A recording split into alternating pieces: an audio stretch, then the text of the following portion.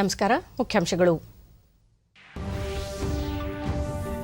ನಿರ್ಮಲಾ ಸೀತಾರಾಮನ್ ಅಧ್ಯಕ್ಷತೆಯಲ್ಲಿ ಇಂದು ಜಿಎಸ್ಟಿ ಮಂಡಳಿಯ 43ನೇ ಸಭೆ. ರಾಜ್ಯಗಳಿಗೆ ಬಾಕಿ ಇರುವ ಜಿಎಸ್ಟಿ ಪರಿಹಾರ ಹಂಚಿಕೆ ಕುರಿತು ಚರ್ಚೆ. ರಾಜಮಾತಾ ವಿಜಯರಾಜೆ ಸಿಂಧಿಯಾ ಅವರ ಜನ್ಮದಿನ ಇಂದು. ಪ್ರಧಾನಿ ನರೇಂದ್ರ ಮೋದಿ ಅವರಿಂದ ₹100 ನಾಣ್ಯ ಬಿಡುಗಡೆ. ಋತು ಪರಿವರ್ತನೆಯಲ್ಲಿ ಕೊರೋನಾ ಪರಿಣಾಮದ ಕುರಿತು ಅಧ್ಯಯನ. ಶೀತವಾಯುಗುಣದಲ್ಲಿ ಹೆಚ್ಚು ಪಸರಿಸುವ ಸಾಧ್ಯತೆ. ಸಚಿವ ಡಾ ಹರ್ಷವರ್ಧನ್. ರಾಜ್ಯದ ಕೆಲವೆಡೆ ಮುಂದಿನ 24 ಗಂಟೆಗಳಲ್ಲಿ ಭಾರೀ ಮಳೆ ಸಾಧ್ಯತೆ. ಕರಾವಳಿ ಭಾಗದಲ್ಲಿ ನಾಳೆಯವರೆಗೂ ರೆಡ್ ಅಲರ್ಟ್ ಘೋಷಣೆ.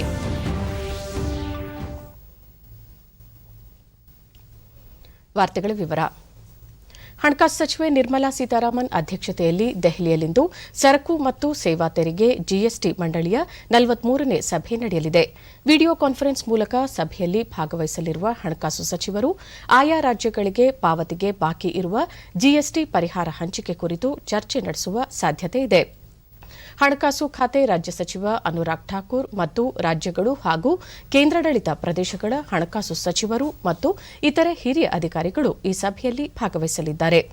ಕಳೆದ ಬಾರಿ ನಡೆದ ಸಭೆಯ ಸಂದರ್ಭದಲ್ಲಿ ಜಿಎಸ್ಟಿ ಅನುಷ್ಠಾನ ಅಥವಾ ಕೋವಿಡ್-19ನಿಂದಾಗಿ ಎಲ್ಲ ರಾಜ್ಯಗಳ ಸರಕು ಮತ್ತು ಸೇವೆಗಳ ತೆರಿಗೆ ಆದಾಯದಲ್ಲಿ ಕಡಿತಗೊಂಡಿದ್ದು, ಯಾವುದೇ ರಾಜ್ಯ ಈ ನಷ್ಟಕ್ಕೆ ಪರಿಹಾರ ಪಡೆಯುವುದರಿಂದ ವಂಚಿತವಾಗದು ಎಂದು ನಿರ್ಮಲಾ ಸೀತಾರಾಮನ್ ಭರವಸೆ ನೀಡಿದ್ದರು.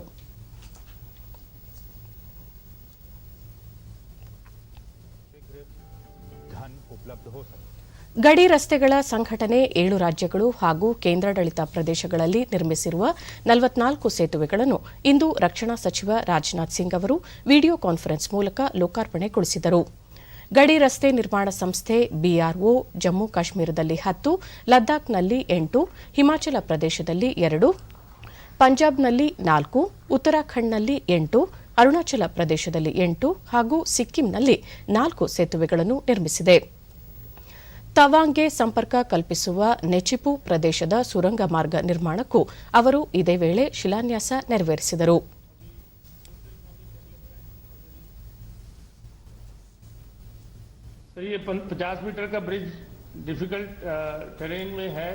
ಈ ಸಂದರ್ಭದಲ್ಲಿ ರಾಜನಾಥ್ ಸಿಂಗ್, ಈ ನೂತನ ಸೇತುವೆಗಳು ಅಭಿವೃದ್ಧಿ ಮತ್ತು ಸಂಪರ್ಕದ ಹೊಸ ಯುಗದ ಪ್ರಾರಂಭಕ್ಕೆ ಕಾರಣವಾಗಲಿವೆ. ಈ ಮಾರ್ಗಗಳಿಂದ ರಕ್ಷಣಾ ಪಡೆಗಳಿಗೆ ಯುದ್ಧ ಸಾಮಗ್ರಿಗಳು ದೊರೆಯಲು ಹಾಗೂ ಅವರ ಸುಗಮ ಸಂಚಾರಕ್ಕೆ ಅನುಕೂಲ ಕಲ್ಪಿಸಲಿದೆ ಎಂದರು. ಕೋವಿಡ್ ಕಾರಣ ಇಂದು ಅನೇಕ ಕ್ಷೇತ್ರಗಳಲ್ಲಿ ನಾವು ಸಮಸ್ಯೆ ಎದುರಿಸುತ್ತಿದ್ದೇವೆ ಎಂದರು. केंद्र शासित प्रदेशों में स्थित ये सारे ब्रिज कनेक्टिविटी और डेवलपमेंट के एक नए युग की शुरुआत करेंगे, ऐसा मैं मानता हूं. मैं बीआरओ, संबंधित स्थानीय लोगों सहित समस्त देशवासियों को इस अवसर पर हार्दिक बधाई देता हूं और इन पुलों को हमारे देश भारत को समर्पित करता हूं. साथ ही नेचिफू टनल के काम की शुरुआत पर भी मैं अपनी हार्दिक शुभकामनाएं देता हूं. साथियों, आज हमारा देश हर क्षेत्र में कोविड-19 के कारण उपजी अनेक समस्याओं का समान रूप से सामना कर रहा है. वह चाहे कृषि हो या अर्थव्यवस्था, उद्योग हो या सुरक्षा व्यवस्था, सभी इससे गहरे प्रभावित हुए हैं. ಭಾರತ ಮತ್ತು ಚೈನಾ ನಡುವೆ ಕಮಾಂಡರ್ಗಳ ಮಟ್ಟದ 7ನೇ ಸುತ್ತಿನ ಮಾತುಕತೆ ವಾಸ್ತವ ನಿಯಂತ್ರಣ ರೇಖೆಯ ಚುಶೂಲ್ನಲ್ಲಿಂದು ನಡೆಯಲಿದೆ.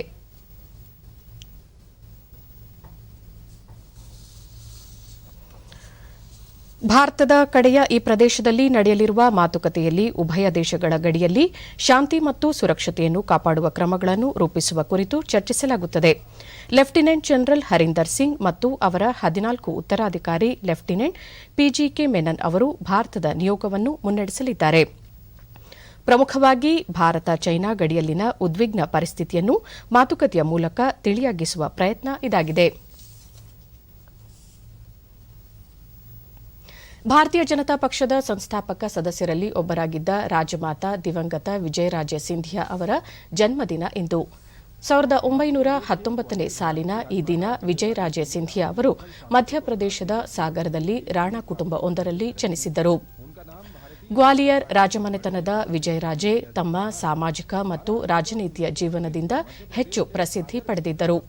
ಭಾರತೀಯ ಜನತಾ ಪಕ್ಷದ ಉನ್ನತ ನಾಯಕರಲ್ಲಿ ಒಬ್ಬರಾಗಿ ಅವರನ್ನು ಪರಿಗಣಿಸಲಾಗುತ್ತದೆ. ವಿಜಯರಾಜೇ ಸಿಂಧಿಯಾ ಅವರ ಗೌರವಾರ್ಥ ಹೊರತಂದಿರುವ 100 ರೂಪಾಯಿ ನಾಣ್ಯವನ್ನು ಪ್ರಧಾನಿ ನರೇಂದ್ರ ಮೋದಿ ಅವರು ವರ್ಚುವಲ್ ಮಾಧ್ಯಮದ ಮೂಲಕ ಇದೀಗ ನೆರವೇರಿಸುತ್ತಿದ್ದಾರೆ. निधन से कुछ पहले वो राजनीति 16 मई 1996 को वो क्षण भी आया जिसकी अभिलाषा राजमाता को दशकों ವಿಜಯರಾಜೇ ಸಿಂಧಿಯಾ ಅವರ ಜನ್ಮ ಶತಮಾನೋತ್ಸವದ ಅಂಗವಾಗಿ ಅವರ ಸ್ಮರಣಾರ್ಥ ಈ ನಾಣ್ಯವನ್ನು ಬಿಡುಗಡೆ ಮಾಡಲಾಗುತ್ತಿದೆ. ಹಣಕಾಸು ಸಚಿವಾಲಯ ಈ ನಾಣ್ಯವನ್ನು ಮುದ್ರಿಸಿದೆ. ಈ ಕಾರ್ಯಕ್ರಮದಲ್ಲಿ ವಿಜಯರಾಜೇ ಅವರ ಕುಟುಂಬದ ಸದಸ್ಯರು ಹಾಗೂ ಇತರೆ ಗಣ್ಯರು ದೇಶದ ವಿವಿಧ ಭಾಗಗಳಿಂದ ವರ್ಚುವಲ್ ಮಾಧ್ಯಮದ ಮೂಲಕ ಪಾಲ್ಗೊಂಡಿದ್ದಾರೆ. ವಿಜಯರಾಜೇ ಅವರು 7 ಬಾರಿ ಲೋಕಸಭಾ ಸದಸ್ಯರಾಗಿ ಹಾಗೂ 2 ಬಾರಿ ರಾಜ್ಯಸಭಾ ಸದಸ್ಯರಾಗಿ ಕಾರ್ಯನಿರ್ವಹಿಸಿದ್ದರು.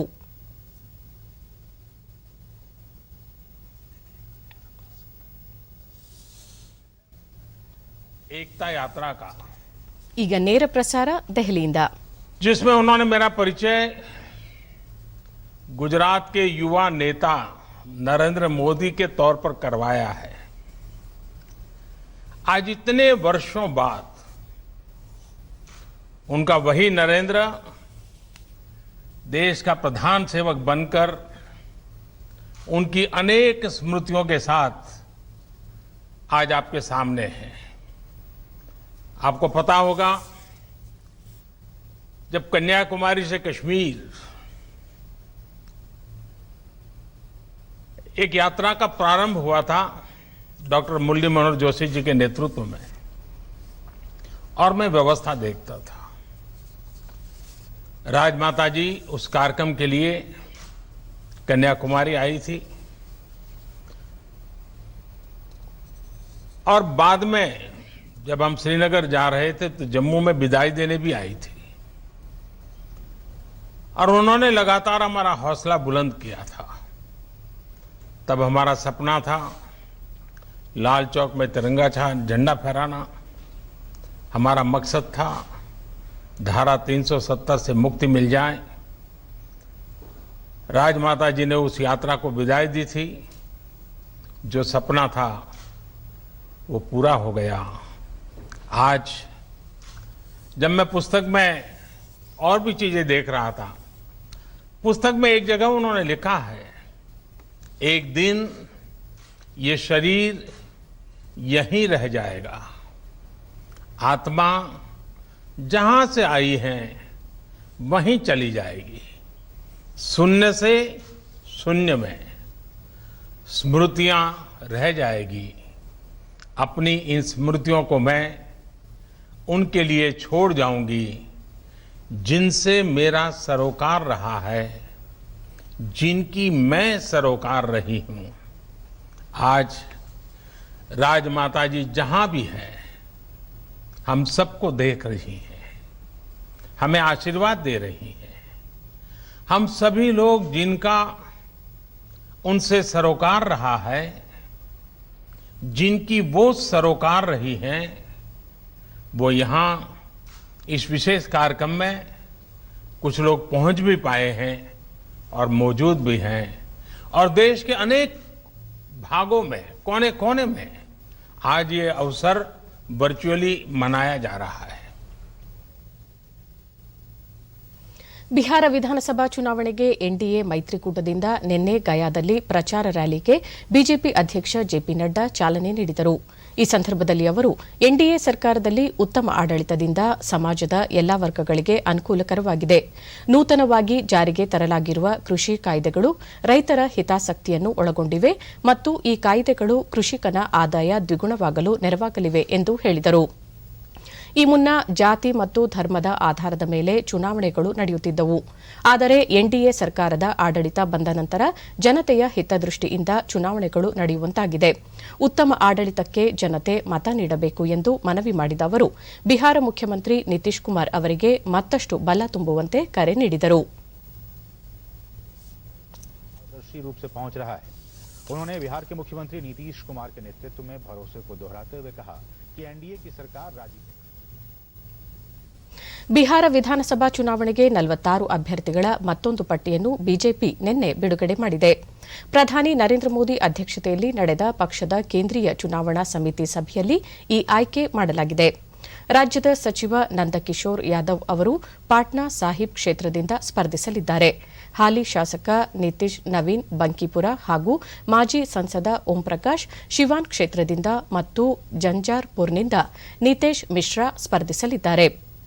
ಬಿಹಾರ ವಿಧಾನಸಭೆಗೆ 3 ಹಂತಗಳಲ್ಲಿ ಚುನಾವಣೆ ನಡೆಯಲಿದ್ದು, ಇದೇ 28ರಂದು ನಡೆಯಲಿರುವ ಮೊದಲ ಹಂತದ ಚುನಾವಣೆಗೆ ನಾಮಪತ್ರ ಹಿಂಪಡೆಯಲು ಇಂದು ಕೊನೆಯ ದಿನವಾಗಿದೆ. ಈ ಹಂತದಲ್ಲಿ ಒಟ್ಟು 71 ಕ್ಷೇತ್ರಗಳಿಗೆ ಮತದಾನ ನಡೆಯಲಿದೆ.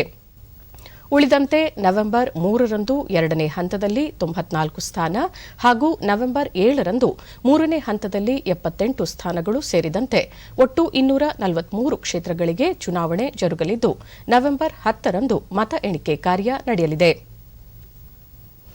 ಜನರ ಸಹಯೋಗ ಇಲ್ಲದೆ ಕೋವಿಡ್-19 ಎಂಬ ಮಹಾಮಾರಿಯ ವಿರುದ್ಧ ಹೋರಾಡಲು ಸಾಧ್ಯವಿಲ್ಲ ಎಂದು ಕೇಂದ್ರ ಆರೋಗ್ಯ ಮತ್ತು ಕುಟುಂಬ ಕಲ್ಯಾಣ ಸಚಿವ ಡಾ ಹರ್ಷವರ್ಧನ್ ಅಭಿಪ್ರಾಯಪಟ್ಟಿದ್ದಾರೆ.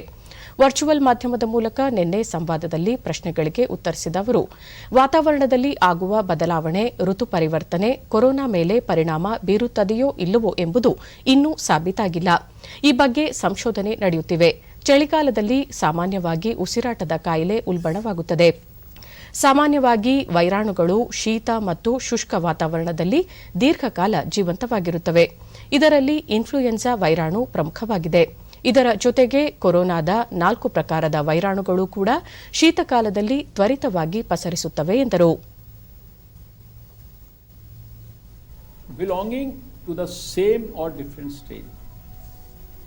As I had informed earlier also, ICMR is commissioning a study to understand the true burden of reinfected cases, and the results will be shared in a couple of weeks.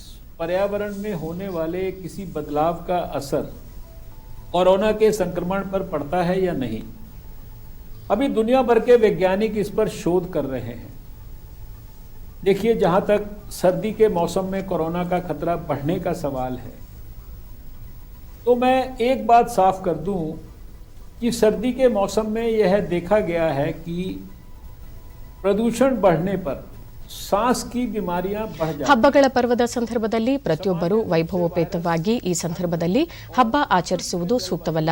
ಪ್ರತಿಯೊಬ್ಬರು ಮಾಸ್ಕ್ ಧರಿಸಿ 2 ಗಜ ಅಂತರ ಕಾಪಾಡಿಕೊಂಡು ಕರ ನೈರ್ಮಲ್ಯದಂತಹ ಮುನ್ನೆಚ್ಚರಿಕಾ ಕ್ರಮಗಳನ್ನು ಪಾಲಿಸೋಣ ಎಂದರು. इसके अलावा कोरोना के 4 अन्य प्रकार के वायरस भी हैं जो सर्दियों में तेजी से फैलते हैं. इसलिए कोरोना वायरस के संक्रमण से बचने के साथ साथ आप कोरोना से बचाव के लिए सभी ज़रूरी व्यवहारों का पालन अवश्य करें. The Feluda paper strip test for SRS-CoV-2 diagnosis has been developed by one of our premier institutions of CSIR, that is IGIB, and has been approved by the Drug Controller General of India for a commercial launch. The kit has already been validated by the Department of Atomic Energy's National Center for Biological Science.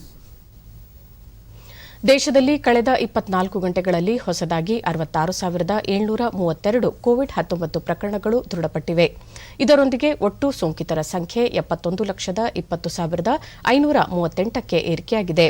ಈವರೆಗೆ 61,49,535 corona ಸೋಂಕಿತರು ಗುಣಮುಖರಾಗಿದ್ದು, ಸುಮಾರು 8,61,853 ಸಕ್ರಿಯ ಪ್ರಕರಣಗಳಿದ್ದು, ಈ ಪ್ರಮಾಣ ಶೇಕಡಾ 12.10ಗೆ ಇಳಿಕೆಯಾಗಿದೆ.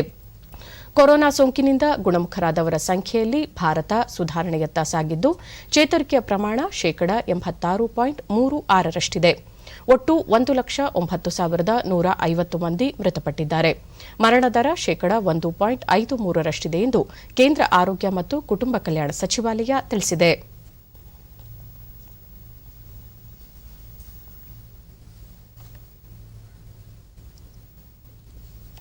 ನಾಡಹಬ್ಬ ಮೈಸೂರು ದಸರಾಕ್ಕೆ ಜಿಲ್ಲಾಡಳಿತ ವತಿಯಿಂದ ಮುಖ್ಯಮಂತ್ರಿಗಳಿಗೆ ಇಂದು ಅಧಿಕೃತವಾಗಿ ಆಹ್ವಾನ ಪತ್ರಿಕೆಯನ್ನು ನೀಡಲಾಯಿತು.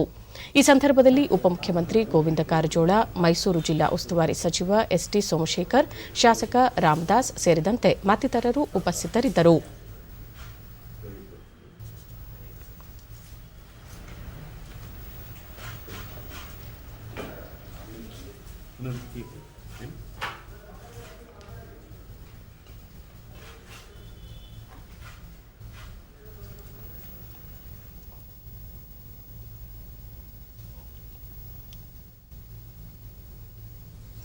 ರಾಜ್ಯದಲ್ಲಿ ನಿನ್ನೆ ಹೊಸದಾಗಿ 9,523 ಕೋವಿಡ್ ಪ್ರಕರಣಗಳು ದೃಢಪಟ್ಟಿದ್ದು, ಇದರೊಂದಿಗೆ ಒಟ್ಟು ಸೋಂಕು ಪ್ರಕರಣಗಳ ಸಂಖ್ಯೆ 7,10,309ಕ್ಕೆ ಏರಿಕೆಯಾಗಿದೆ. ನಿನ್ನೆ 10,107 ಮಂದಿ ಆಸ್ಪತ್ರೆಯಿಂದ ಬಿಡುಗಡೆಯಾಗಿದ್ದು, ಇದುವರೆಗೂ ಗುಣಮುಖಗೊಂಡವರ ಸಂಖ್ಯೆ 5,08,054ಕ್ಕೆ ತಲುಪಿದೆ. ನಿನ್ನೆ 75 ಮಂದಿ ಸಾವನ್ನಪ್ಪಿದ್ದು, ಮೃತಪಟ್ಟವರ ಸಂಖ್ಯೆ 9,966ಕ್ಕೆ ಏರಿಕೆಯಾಗಿದೆ. ಸದ್ಯ ರಾಜ್ಯದಲ್ಲಿ 1,20,20 ಸಕ್ರಿಯ ಪ್ರಕರಣಗಳಿವೆ. 904 ಮಂದಿ ರಾಜ್ಯದ ವಿವಿಧ ಆಸ್ಪತ್ರೆಗಳಲ್ಲಿ ತೀವ್ರ ನಿಗಾ ಘಟಕದಲ್ಲಿ ಚಿಕಿತ್ಸೆ ಪಡೆಯುತ್ತಿದ್ದಾರೆ. ಸೋಂಕಿನ ಖಚಿತ ಪ್ರಕರಣಗಳ ಶೇಕಡಾವಾರು ಪ್ರಮಾಣ 9.53ರಷ್ಟಿದ್ದು, ಮೃತಪಟ್ಟವರ ಪ್ರಮಾಣ 0.79ರಷ್ಟಿದೆ. ನಿನ್ನೆ 99,923 ಮಂದಿಗೆ ಪರೀಕ್ಷೆ ನಡೆಸಿದ್ದು, ಇದುವರೆಗೂ 59,52,223 ಮಂದಿಗೆ ಕೊರೋನಾ ಪರೀಕ್ಷೆ ನಡೆಸಲಾಗಿದೆ ಎಂದು ಆರೋಗ್ಯ ಮತ್ತು ಕುಟುಂಬ ಕಲ್ಯಾಣ ಇಲಾಖೆ ತಿಳಿಸಿದೆ.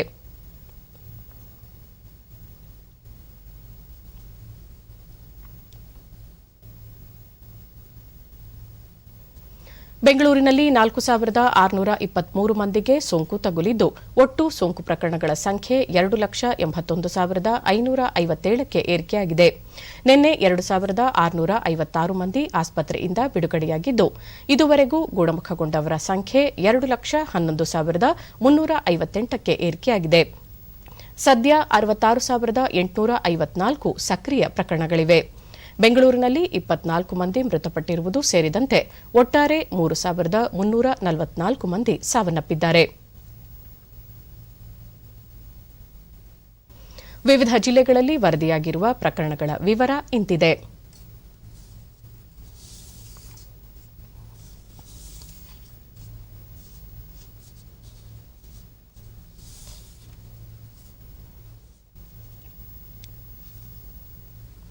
ಉತ್ತರ ಪ್ರದೇಶದ ಹಾಥ್ರಾಸ್ ಜಿಲ್ಲೆಯಲ್ಲಿ ನಡೆದ ಅತ್ಯಾಚಾರ ಮತ್ತು ಕೊಲೆ ಪ್ರಕರಣಕ್ಕೆ ಸಂಬಂಧಿಸಿದಂತೆ ಸಂತ್ರಸ್ತೆಯ ಕುಟುಂಬದವರು ಇಂದು ಅಲಹಾಬಾದ್ ಹೈಕೋರ್ಟ್ನ ಲಖನೌ ಪೀಠದ ಎದುರು ಹಾಜರಾಗಲಿದ್ದಾರೆ. ಈ ಸಂದರ್ಭದಲ್ಲಿ ನ್ಯಾಯಾಲಯ ಅವರ ಹೇಳಿಕೆಯನ್ನು ದಾಖಲಿಸಿಕೊಳ್ಳಲಿದ್ದು, ಸಂತ್ರಸ್ತೆಯ ಕುಟುಂಬದ ಸದಸ್ಯರ ರಕ್ಷಣೆಗೆ ಬಿಗಿ ಭದ್ರತೆ ಕೈಗೊಳ್ಳಲಾಗಿದೆ. ಹೈಕೋರ್ಟ್ ಸೂಚನೆಯಂತೆ ಪೊಲೀಸ್ ಮಹಾನಿರ್ದೇಶಕರು, ಪೊಲೀಸ್ ಅಧೀಕ್ಷಕರು ಹಾಗೂ ಜಿಲ್ಲಾಧಿಕಾರಿ ಈ ಸಂದರ್ಭದಲ್ಲಿ ನ್ಯಾಯಾಲಯಕ್ಕೆ ತನಿಖಾ ವರದಿಯನ್ನು ಸಲ್ಲಿಸುವ ಸಾಧ್ಯತೆಯಿದೆ.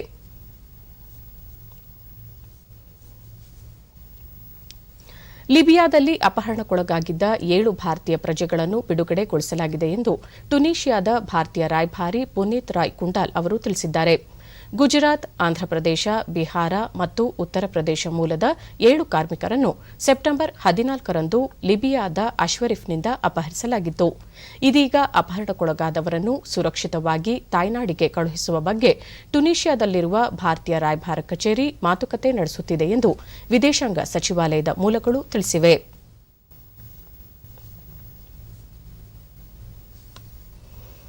ಬೆಳಗಾವಿಯಲ್ಲಿ ಮಹಿಳೆಯರ ತಂಡವೊಂದು ಕೋವಿಡ್-19 ಸೋಂಕಿನಿಂದ ಮೃತಪಟ್ಟವರನ್ನು ಸ್ಮಶಾನಕ್ಕೆ ತಂದು ಅಂತಿಮ ಸಂಸ್ಕಾರ ನಡೆಸುವ ಮೂಲಕ ಸಾರ್ವಜನಿಕರ ಪ್ರಶಂಸೆಗೆ ಪಾತ್ರರಾಗಿದ್ದಾರೆ. ಈ ಕುರಿತು ಒಂದು ವರದಿ.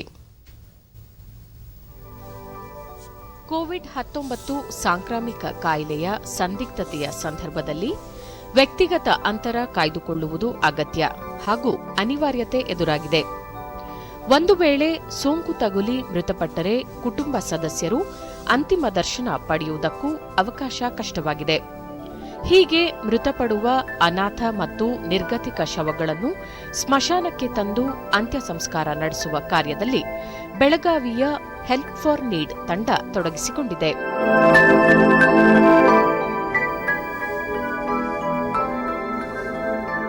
ಈ ಈ ತಂಡದಲ್ಲಿನ ಸದಸ್ಯರು ಯಾವುದೇ ಹಿಂಜರಿಕೆ ಇಲ್ಲದೆ ಧೈರ್ಯದಿಂದ ಶವಗಳನ್ನು ಆಸ್ಪತ್ರೆಗಳಿಂದ ಸ್ಮಶಾನಕ್ಕೆ ತಂದು ವಿಧಿವಿಧಾನಗಳ ಮೂಲಕ ಅಂತ್ಯಕ್ರಿಯೆ ನಡೆಸುತ್ತಾರೆ. ಮೊದಲಿಗೆ ಮಾಧುರಿ ಜಾಧವ ಎಂಬ ಮಹಿಳೆ ತಾವೇ ಸ್ವತಃ ಆಂಬ್ಯುಲೆನ್ಸ್ ಚಾಲನೆ ಮಾಡುತ್ತಾ ಕೊರೋನಾ ಸೋಂಕಿತ ಶವಗಳನ್ನು ಸ್ಮಶಾನಕ್ಕೆ ತಂದು ಅಂತಿಮ ಸಂಸ್ಕಾರಗೊಳಿಸುವ ಸತ್ಕಾರ್ಯವನ್ನು ಕಳೆದ 2 ತಿಂಗಳಿನಿಂದ ಮಾಡುತ್ತಿದ್ದಾರೆ. ಇವರಿಂದ ಪ್ರೇರಣೆ ಪಡೆದ ಮತ್ತೆ ಕೆಲ ಮಹಿಳೆಯರು ಈ ಸೇವೆಯಲ್ಲಿ ತೊಡಗಿಸಿಕೊಂಡಿದ್ದಾರೆ.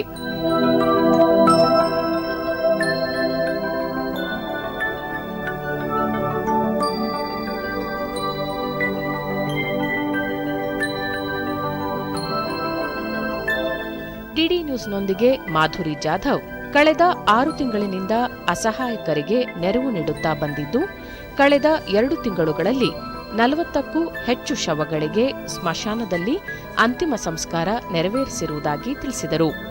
फ्री हाउस फंड लेके जा रही हूँ सर, और मैंने एम्बुलेंस चलाने का और बॉडी जो कोविड की और नॉन कोविड की जो भी बॉडीज़ है उनको उठाने का मैंने तब से काम स्टार्ट किया है, और अब तक मैंने 40 के अबाउ पीपल्स जो है कोविड है नॉन कोविड है उनको मैंने सर्विस दी है.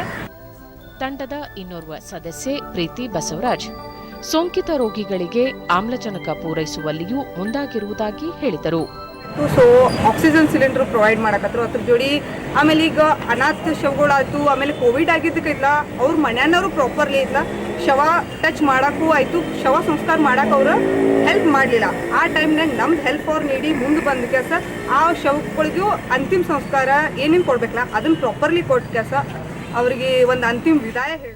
ತಂಡದ ಪುರುಷ ಸದಸ್ಯ ಸುಧೀಂದ್ರ ಅನಗೋಳ್ಕರ ತಮ್ಮದೊಂದು ಆಂಬ್ಯುಲೆನ್ಸ್ ಅನ್ನು ಈ ಕೆಲಸಕ್ಕೆ ಬಳಸಿಕೊಳ್ಳುತ್ತಿದ್ದು, ಮಹಿಳೆಯರ ಸೇವೆ ಸಾರ್ವಜನಿಕರ ಮೆಚ್ಚುಗೆಗೆ ಪಾತ್ರವಾಗಿದೆ ಎಂದರು. ಕ್ರಿಯೆನು ಡೆಡ್ ಬಾಡಿ ಕಟ್ಟೋದಿರಲಿ ಅದ ಎಲ್ಲ ಮಣ್ಣ ಮಠ ಎಲ್ಲ ಅವರ ಮಾಡತ್ತಾರೆ ಮುಂದೋಗಿ. ಅದರ ಸಂಬಂಧ ನಮಗೆ ಭಾಳ ಹೆಮ್ಮೆ ಇದೆ. ನಾವು ಮೊದಲಿಂದ ಏನು ಮಾಡತ್ತಿದ್ದ ಅದ ನಮ್ಮ ಮಹಿಳೆ ಟೀಮನ್ನು ಸಕ್ಷಮವಾಗಿ ಮತ್ತು ವಿದೌಟ್ ಎನಿ ಹೆಜಿಟೇಷನ್ ಅವ್ರು ಮುಂದೆ ಬಂದೆ ಎಲ್ಲ ಮಾಡತ್ತಾರ. ತಂಡದ ವೈದ್ಯ ಸದಸ್ಯೆ ಡಾಕ್ಟರ್ ಸವಿತಾ ಕೊರೋನಾ ರೋಗಿಗಳು ಮಾನಸಿಕ ಖಿನ್ನತೆಗೆ ಒಳಗಾಗುವುದು ಸಹಜ, ಅದರಿಂದ ಬಿಡುಗಡೆಗೊಳಿಸಿ ಧೈರ್ಯ ತುಂಬುವ ಕೆಲಸ ಮಾಡುತ್ತಿರುವುದಾಗಿ ತಿಳಿಸಿದರು. पता चल जाता है, लोगों को पता चल जाता है कि ही इज इन डिप्रेशन और घर वाले कांटेक्ट करते हैं, तो हम लोग उनको उनसे मिल के काउंसलिंग करके उनको जो डिप्रेशन की जो टेंडेंसी आई होती है वो उसको सॉल्व करने का कोशिश करते हैं. ब्रेन वॉश करना पड़ता है, ज़्यादा मेंटली डिस्टर्ब हो रहे हैं तो वो सब उनके दिमाग में से उनका ब्रेन वॉश करके हम लोग वो जो उनका जो साइकोसिस होता है उसको कम करने की कोशिश करते हैं.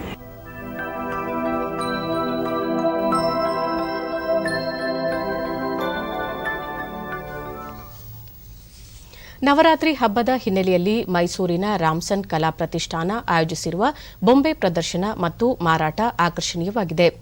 ರಾಮ, ಲಕ್ಷ್ಮಣ, ದುರ್ಗಾದೇವತೆ, ಮೈಸೂರು ದಸರಾ ಮೆರವಣಿಗೆ, ಮೈಸೂರು ವಿಶ್ವವಿದ್ಯಾಲಯ ಸೇರಿದಂತೆ 5,000ಕ್ಕೂ ಹೆಚ್ಚು ವಿವಿಧ ಮಾದರಿಯ ಬೊಂಬೆಗಳು ಇಲ್ಲಿ ಲಭ್ಯವಿದೆ.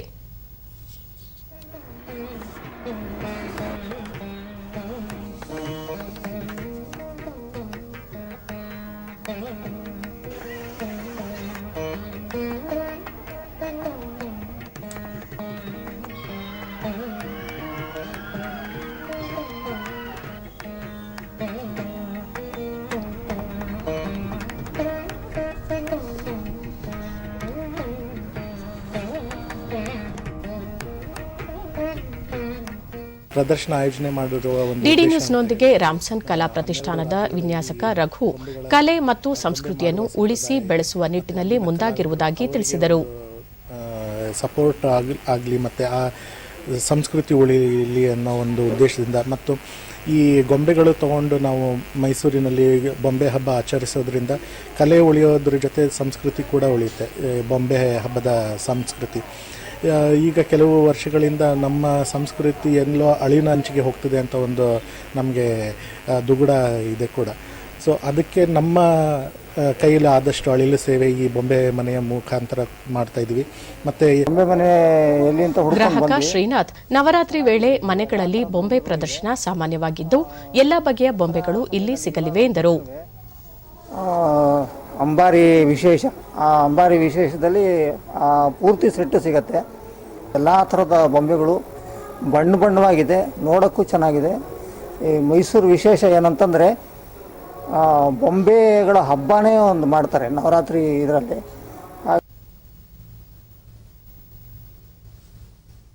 ಬಂಗಾಳ ಕೊಲ್ಲಿಯಲ್ಲಿ ಉಂಟಾಗಿರುವ ವಾಯುಭಾರ ಕುಸಿತದಿಂದಾಗಿ ರಾಜ್ಯದ ಹಲವು ಭಾಗಗಳಲ್ಲಿ ಮುಂದಿನ 24 ಗಂಟೆಗಳಲ್ಲಿ ಭಾರೀ ಮಳೆಯಾಗುವ ಸಾಧ್ಯತೆ ಇದೆ ಎಂದು ಹವಾಮಾನ ಇಲಾಖೆ ಮುನ್ಸೂಚನೆ ನೀಡಿದೆ.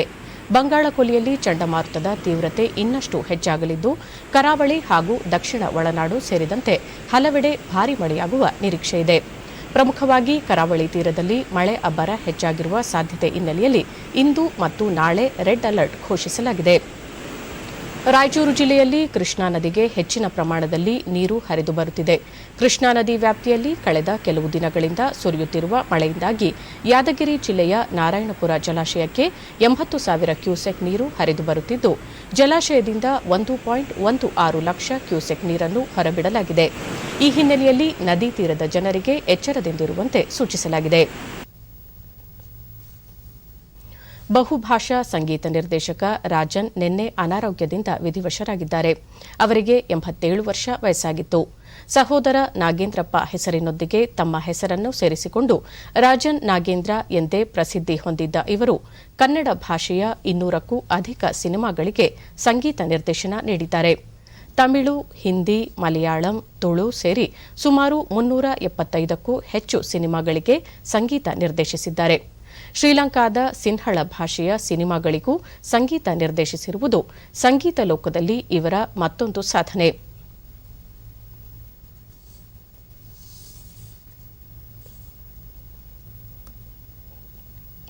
ಮುಖ್ಯಮಂತ್ರಿ ಬಿಎಸ್ ಯಡಿಯೂರಪ್ಪ ಚಿತ್ರರಸಿಕರು ಎಂದೆಂದೂ ಮರೆಯಲಾಗದ 100 ಸುಮಧುರ ಗೀತೆಗಳ ಮೂಲಕ ರಾಜನ್ ಅವರು ನಮ್ಮೊಂದಿಗೆ ಸದಾ ನೆನಪಿನಲ್ಲಿರುತ್ತಾರೆ. ಅವರ ಆತ್ಮಕ್ಕೆ ಚಿರಶಾಂತಿ ಪ್ರಾರ್ಥಿಸುತ್ತಾ ಕುಟುಂಬಕ್ಕೆ, ಅಭಿಮಾನಿ ಬಳಗಕ್ಕೆ ನೋವು ಭರಿಸುವ ಶಕ್ತಿಯನ್ನು ನೀಡಲಿ ಎಂದು ಟ್ವೀಟ್ ಮಾಡಿದ್ದಾರೆ.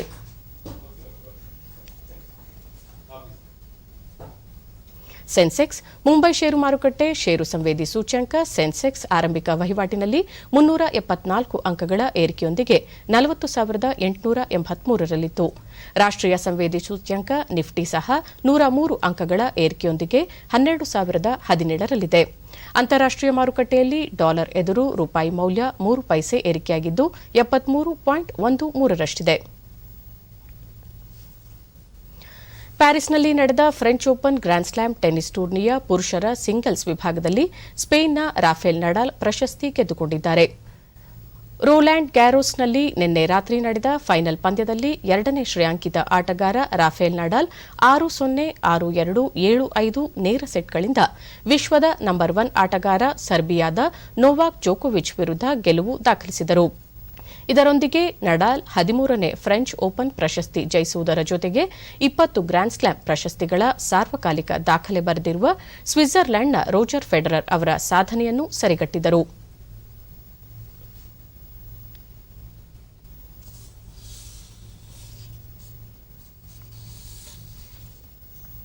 ಈಗ ಇಂದಿನ ಪತ್ರಿಕೆಗಳ ಇಣುಕುನೋಟ. ಗ್ರಾಮೀಣ ರೈತರಿಗೆ ಸ್ವಾಮಿತ್ವ ಬಲ, ರಾಮನಗರದ 157 ಫಲಾನುಭವಿಗಳಿಗೆ ಪ್ರಧಾನಿಯಿಂದ ಆಸ್ತಿ ಕಾರ್ಡ್.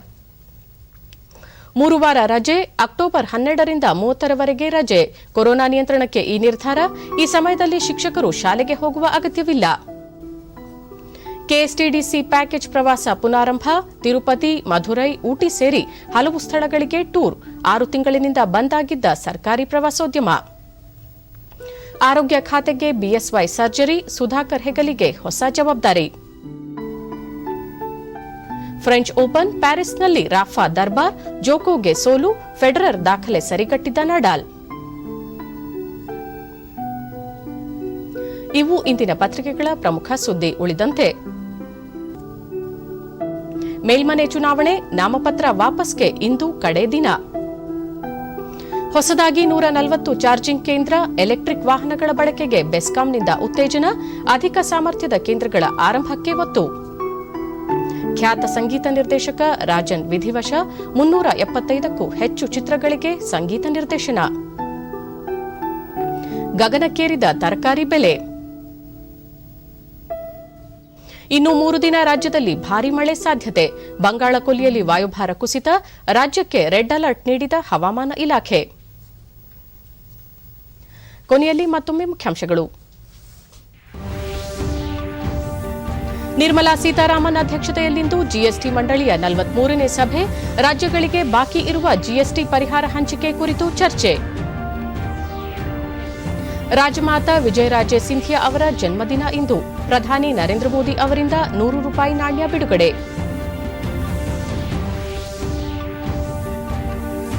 ಋತು ಪರಿವರ್ತನೆಯಲ್ಲಿ ಕೊರೋನಾ ಪರಿಣಾಮದ ಕುರಿತು ಅಧ್ಯಯನ. ಶೀತವಾಯುಗುಣದಲ್ಲಿ ಹೆಚ್ಚು ಪಸರಿಸುವ ಸಾಧ್ಯತೆ, ಸಚಿವ ಡಾ ಹರ್ಷವರ್ಧನ್. ರಾಜ್ಯದ ಕೆಲವೆಡೆ ಮುಂದಿನ 24 ಗಂಟೆಗಳಲ್ಲಿ ಭಾರೀ ಮಳೆ ಸಾಧ್ಯತೆ. ಕರಾವಳಿ ಭಾಗದಲ್ಲಿ ನಾಳೆಯವರೆಗೂ ರೆಡ್ ಅಲರ್ಟ್ ಘೋಷಣೆ. ನಮ್ಮ ಮುಂದಿನ ವಾರ್ತಾ ಪ್ರಸಾರ ಮಧ್ಯಾಹ್ನ 1 ಗಂಟೆಗೆ ಡಿಡಿ ಚಂದನದಲ್ಲಿ. ನಮಸ್ಕಾರ.